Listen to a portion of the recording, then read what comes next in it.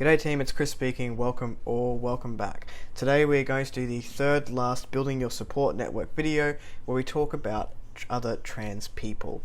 So these people who are trans identifying, whether it be binary or non-binary, somewhere along the gender spectrum that is not a binary male or female, whether it be cisgender or transgender, whatever. Alright, so I recorded this once before and it was fine, and then I didn't actually hit record, so now I have to do it again, and I have no idea what I said in the last video, so I apologize. Alright, so what happened when I started questioning my gender is I started reaching out to different groups.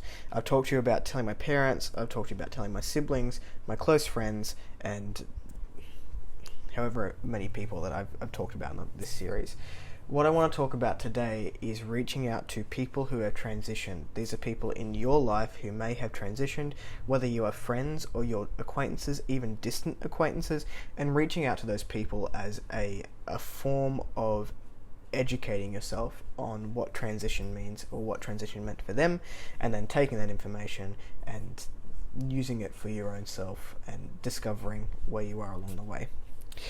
What I did when I started to question my gender is I reached out to two people. So there are two people in this video that I'm going to be talking about.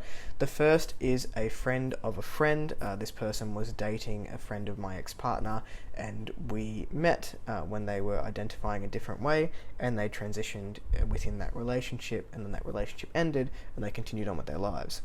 This person was someone who I greatly admired through their transition. Whilst I didn't understand the female to male transition dynamic, I didn't really understand what transition meant for someone, except these changes were happening to this person. And when they were together with their ex-partner, they started testosterone, and I believe they went through top surgery shortly after ending that relationship. But I noticed things like the voice drop and whatnot, and saw those changes start to happen. We then sort of fell apart because that relationship ended, and I didn't speak to them for many years. When I came out as socially transitioning or questioning, he was one of the first people that I reached out to because I knew that he had gone through something similar. I reached out to him and asked if we could have a cup of coffee. I had not talked to this person in years, and he said, sure, let's go out and have a cup of coffee. We did that. That conversation lasted 3 hours. We talked about everything from socially transitioning and binding, how he did it, coming out at work, using bathrooms. I was still very hung up on bathrooms at that time. I wasn't on testosterone yet, and I had a lot of mental ness. It was very, very messy in my brain, but he was very patient and he sat with me until he had to leave that day. Again, this is someone that I had not talked to for many years beforehand. The second person I want to bring up with, I had a closer relationship with. Still, I would determine them as an acquaintance. I don't know if that was English, but you get the gist. And they were someone I used to play basketball with in a different gendered basketball team many, many years ago. They're a little bit younger than me. The first person was in their late 30s when they transitioned and are now in their early 40s. And the second person that I'm talking about is 25, so a little bit younger than me. Started transitioning pretty much straight out of high school, and I knew them when they were in high school. So we played basketball together for 3 or 4 years, went our separate ways, and 4 years down the track, so he started to medically transition, I believe, in his late teens and early 20s, and has been on testosterone for I think about 4 or 5 years now, and I think pretty similar with top surgery, maybe 3 years, I'm not 100% sure, but someone who I knew had transitioned that I talked to.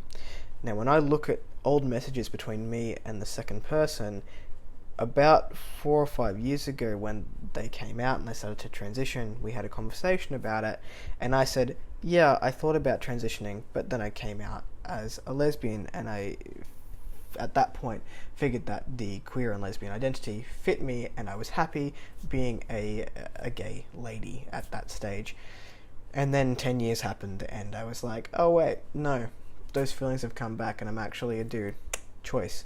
But again, this person, when I asked them whether I could have a sit-down conversation with them, was happy to oblige, and I went over to his house and we talked about hormones, we talked about top surgery, we talked about potential for bottom surgery, talked about doctors, we talked about, what the best form of testosterone is and how many different forms of testosterone there were.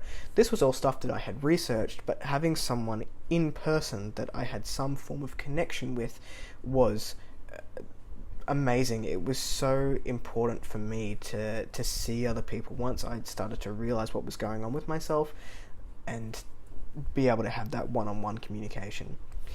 So my advice to you in building a support network, if you have anyone who has transitioned in any capacity within your wider contact list, reach out to them. You would be surprised at how many people turn around and say yes. It doesn't matter if you haven't spoken to them for 10 years. If any of my friends who are watching this reach out to me in 10 years time and say, hey, I'm questioning my gender, do you think we could have a conversation? Absolutely. Transition is such a hard thing, and I think that people who have gone through it know that fundamentally we still need to be there for each other as a community. So reach out to those people and have a conversation. Anyway, that's it from me. That's how I started to build my support network with other trans people that I knew. If you like the content, give it a thumbs up. If you want to see more of it, then click my face.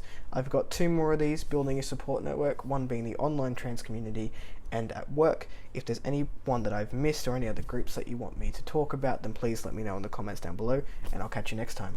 Okay, bye.